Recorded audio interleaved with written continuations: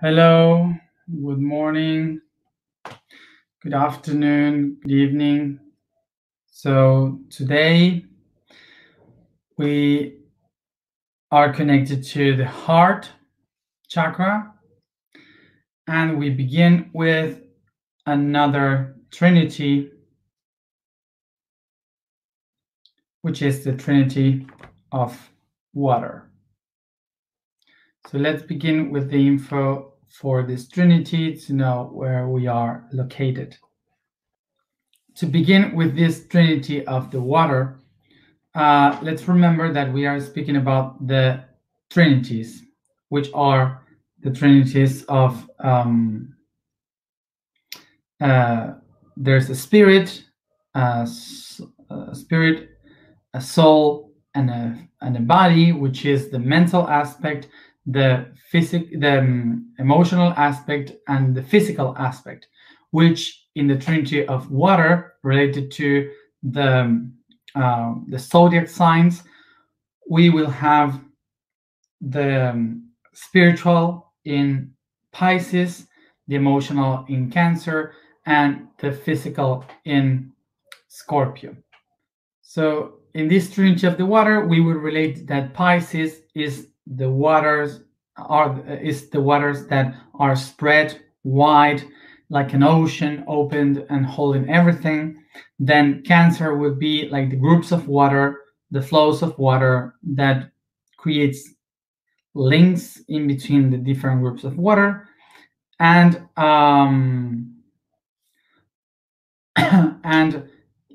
Scorpio would be the aspect of the water of the ones that are locked and that are very deep. So as we have been saying these past days, when we spoke about Aquarius, we said that Aquarius is this great mind, is connected to the mentalism, the law of mentalism, and is spread and wide and free, expanding in the whole universe. So this expansion of the universe in the air, in the atmosphere, is free, is able to think, to manifest by the mind, to create ideas, thoughts. And that's what Aquarius means, is the mind of God, the mind of the universe. So basically, it's creating all these thoughts and ideas that are free and expanded in the idea of the atmosphere. But then there comes a moment in which this huge mind that expanded in the universe needs to feel that expansion, needs to transform the idea, the mind, into feeling, into perceiving. And that is Pisces. Pisces is the divine aspect that holds the expansion in one, connecting everything that was expanded. That's why in the image of Aquarius, we see the atmosphere as something open and expanded in the cosmos. And in the aspect of Pisces, we see the ocean, the one that is holding everything. We could say that Aquarius is like these clouds in the atmosphere that allows the rain to pour on the oceans, and that water of the rain becomes the ocean itself, which is that Pisces. So we could say that Aquarius is the mind of this universe that expands like the air towards the cosmos, and Pisces is like the ocean that holds that things that were expanded. So in difference of Aquarius and the air, where everything is connected by but expanded, free from each other, Pisces is different. Pisces is like this ocean where you go, you dive in, and you feel every movement of everything that we have around. So we can perceive the movement of the water, we can connect to the movement of the environment we find ourselves in. And this is why everything is much more connected and sensitive. So the spiritual aspect of Pisces is to allow yourself to feel everything like if it were yourself. This is why the archetype of Pisces is so connected with the spiritual world, because it tries to describe how it is to be one, how it is to be connected with others, and so on. So remember that we were saying that Aquarius is like the dreamer and Pisces is kind of the dream. So Pisces is living this utopia where it can live the dream that is feeling. So as Aquarius is dreaming and designing a dream, Aquarius is daring to live that dream, to perceive it, to experience it, and to use the imagination in order to make it more sensitive. So this is how we can relate that Aquarius is the mental aspect, is the mental aspect of the spirit, and Aquarius is the emotional aspect of the spirit. This is why during the last 2,400 years, during the age of Pisces, we have been living a time where everything was ruled by the utopias and by the emotions, and the spirit of this era that has passed was like trying to design things from the imagination, from our ideas. So as you have seen, we haven't been experiencing the best way of Pisces, because instead of working with the positive aspect of this constellation, we have been living the density and the negative aspect of this constellation, which is that we have been living through ideologies, and this Pisces was trying to deny the conflicts and trying to deny the limits. So we were kind of trying to live through faith, believing on things that were not there, instead of being responsible with the reality. So in order to understand this, let's try to describe a little bit the archetype of Pisces and its history. So first of all, as always, we have to remember that are not the stars that condition us by being Pisces, is us that name the stars as Pisces according to what is happening in this planet. So in order to locate this idea of Pisces, how it began to be a constellation, we have to remember what happened in the whole year. In this whole year. Remember that the way in which we believe in the constellations and we designed the constellations of the sky is all related to the northern traditions. So we usually describe the zodiac signs according to what happened in the northern hemisphere. So if you are in the southern hemisphere, it would be different, but we have been using this we have been using this tradition from the north in order to how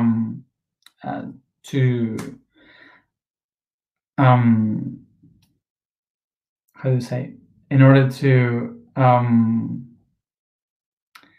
download to understand the whole information of the stars. So we have to describe what happened in the northern hemisphere in order to describe how we use astrology and astronomy. So once said this, we have to remember that the whole year, the constellations are describing the year, are describing the things that are happening in the year. So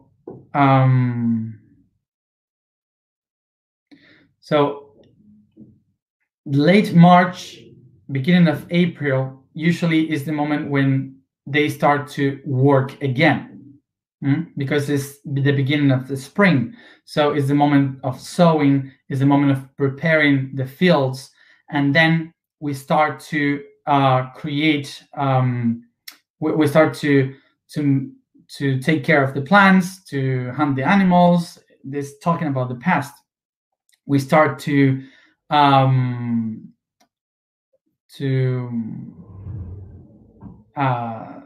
then to harvest, to make the celebrations in the summer, and then we start to make the processed nourishment, the products in autumn, so we can storage that for winter, so we can eat it on winter.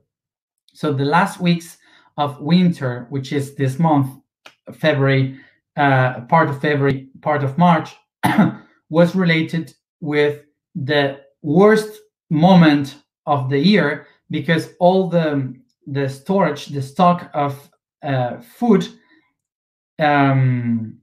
is ending. Okay, it's just ending.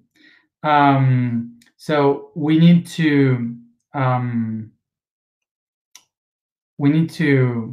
take care of the last food that we have. So this is why this moment of the year is the ending of something, the transcendence of something, so we can start again. We can begin a new cycle. Okay, so we can begin a new cycle. So during that period of time, the people needed to share food to distribute correctly the last meals that they had. So because they needed to wait for the next year for the plants to grow and so on.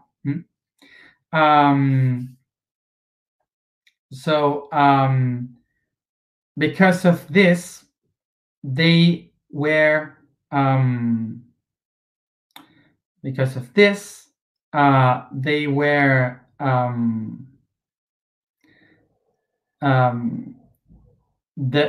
these Mediterranean regions, the populations from that territory, they knew that they were not able to sow or to harvest any food or to hunt any animal until spring comes. So this is why they had to live only from the rivers, and they were living by the rivers like Euphrates, Tigris, the Nile, and they were using this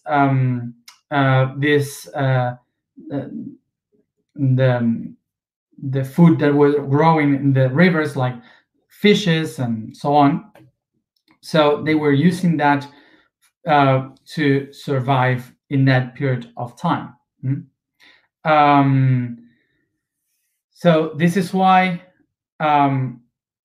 also we relate this moment with sharing. So we have a lack of food, so we have to share in between each one of the individuals of the family. So by sharing that, they related the fishes with the protectors of the love. the love of this family. So that's why in the Greek tradition they said that Eros and Aphrodite were the divines that helped, that became these fishes that were helping us, that were helping us to survive in that period of time. Okay. Okay.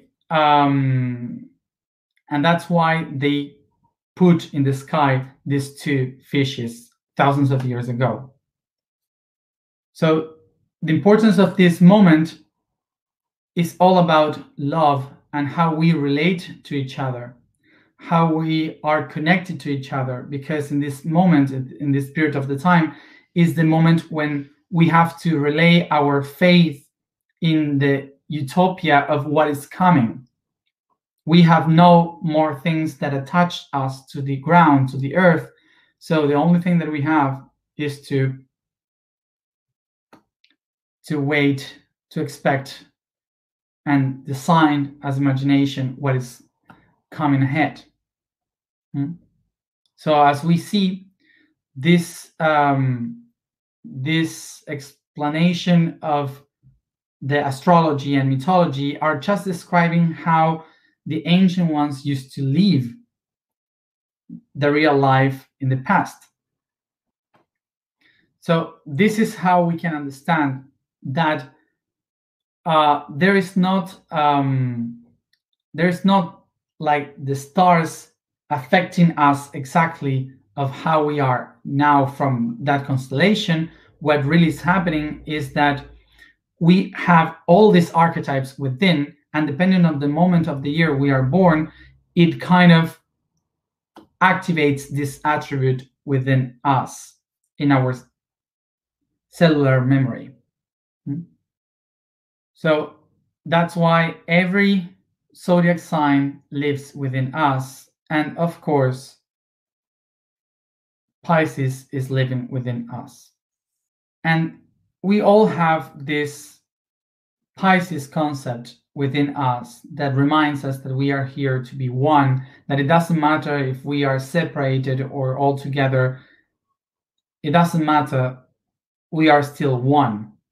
We are here to love each other, one another, and to connect us all as one unique unity. That we are here to help each other. So this concept of helping one another, love one another, is part of the archetype of Pisces that we have been seeking for during the whole age of Pisces, in the last 2000 years. And in these last moments, that last decades, we have been trying to find that. So the unconditional love is something that doesn't have any condition, no limits. So the Pisces mind says, why to put a condition to something that is limitless? But what happened that in the real physical world, we are limited. We have boundaries, we have systems, we have conditions, we have laws. We are limited by many things. So this is because of these limits that the Pisces mind usually wants to just get away, to escape from these limits. It can't hold the limits. So it's constantly trying to deny the limits and go over them. The idea of this unconditional love can be only experienced when you become the whole, when you become the everything. Because for the ocean, the shark and the fish is the same. The dolphin and the octopus are the same. It's not opposite things. for the ocean, there's no limits or boundaries that separates what seems to be wrong or bad or seems to be good. It just tries to find a balance. So today I was looking watching a documentary of the oceans on TV, and you know, we usually think that the shark is like the bad one on the ocean, um, and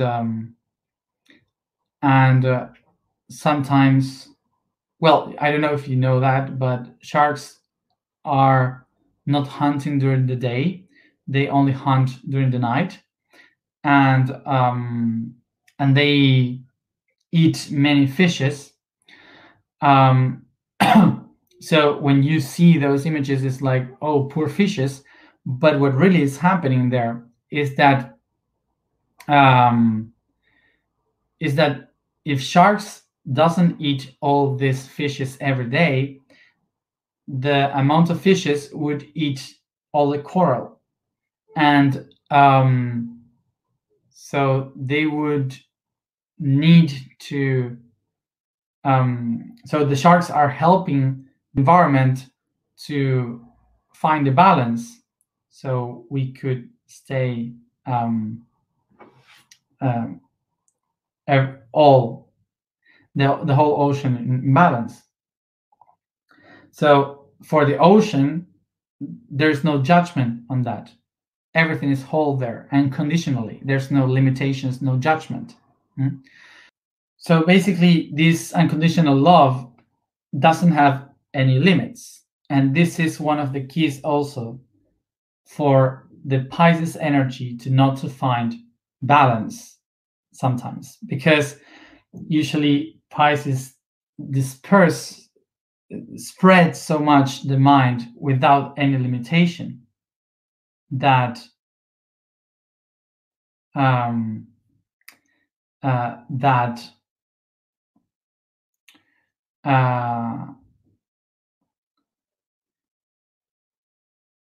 that it can lose its goal.